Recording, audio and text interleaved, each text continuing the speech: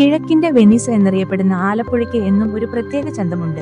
കായലും കനാലുകളും കടൽപ്പാലവും ഒക്കെ ചേർന്ന ആ പഴയ പ്രൗഢിയിലേക്ക് ഇപ്പോൾ പുതിയൊരു അതിഥി കൂടി എത്തിയിരിക്കുകയാണ് നാൽപ്പാലം. കാലപ്പഴക്കം കൊണ്ട് തളർന്ന പഴയ മുപ്പാലത്തിനു പകരമായി ആധുനികതയുടെയും ചരിത്രത്തിന്റെയും സമന്വയമായി മാറിയ ഈ നാൽപ്പാലം ഇന്ന് ആലപ്പുഴയിലെത്തുന്ന സഞ്ചാരികളുടെ പ്രധാന ആകർഷണമാണ്.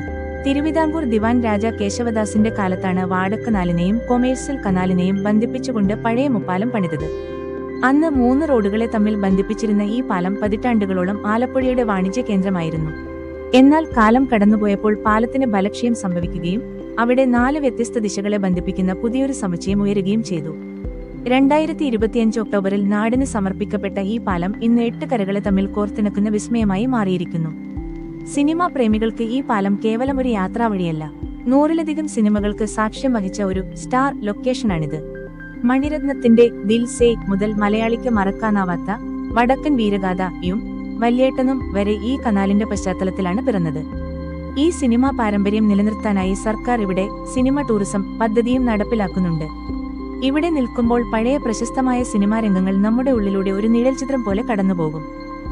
നാൽപ്പാലത്തിന്റെ ഏറ്റവും വലിയ ഭംഗി അതിന്റെ വൈകുന്നേരങ്ങളാണ്. ആധുനിക രീതിയിലുള്ള അലങ്കാര വിളക്കുകളും ഓവലാകൃതിയിലുള്ള രൂപകൽപ്പനയും പാലത്തെ ഒരു സുന്ദരമായ പാർക്ക് പോലെ തോന്നിപ്പിക്കും. കനാലിന് മുകളിലൂടെ വീശുന്ന തണുത്ത കാറ്റേറ്റ് നഗരത്തിന്റെ തിരക്കുകളിൽ നിന്ന് ഒഴിഞ്ഞുമാറി അല്പനേരം ഇരിക്കാൻ പറ്റിയ ഇടമാണിത്.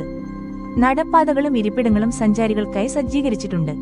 ആലപ്പുഴ റെയിൽവേ സ്റ്റേഷനിൽ നിന്നോ ബസ് സ്റ്റാൻഡിൽ നിന്നോ വളരെ എളുപ്പത്തിൽ ഇവിടേക്ക് എത്താം. ലൈറ്റ് ഹൌസിനും ആലപ്പുഴ ബീച്ചിനും തൊട്ടടുത്തായാണ് ഈ പാലം സ്ഥിതി ചെയ്യുന്നത്. നഗരമധ്യത്തിൽ തന്നെയുള്ളതിനാൽ ആലപ്പുഴ സന്ദർശിക്കുന്ന ആർക്കും ഇത് കാണാതെ മടങ്ങാനാവില്ല. പഴയ കാലത്തിന്റെ ഓർമ്മകളും പുതിയ കാലത്തിന്റെ സൗകര്യങ്ങളും ഒത്തുചേരുന്ന നാൽപ്പാലം ആലപ്പുഴയുടെ പുതിയ മുഖമുദ്ര തന്നെയാണ്. നിങ്ങൾ അടുത്ത തവണ ആലപ്പുഴയിലെത്തുമ്പോൾ ആ പഴയ സിനിമാ വഴികളിലൂടെ ഒന്ന് നടക്കാൻ ഈ നാൽപ്പാലത്തിലേക്ക് തീർച്ചയായും വരണം.